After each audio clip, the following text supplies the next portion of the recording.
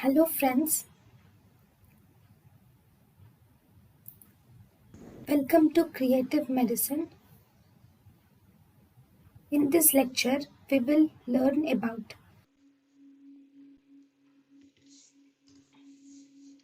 So, chiasmal lesions.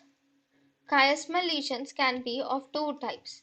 One, we have bitemporal hemianopia, which is seen. Chiasmal lesions. One are bitemporal hemianopia, which is seen when the lesion is at the chiasma.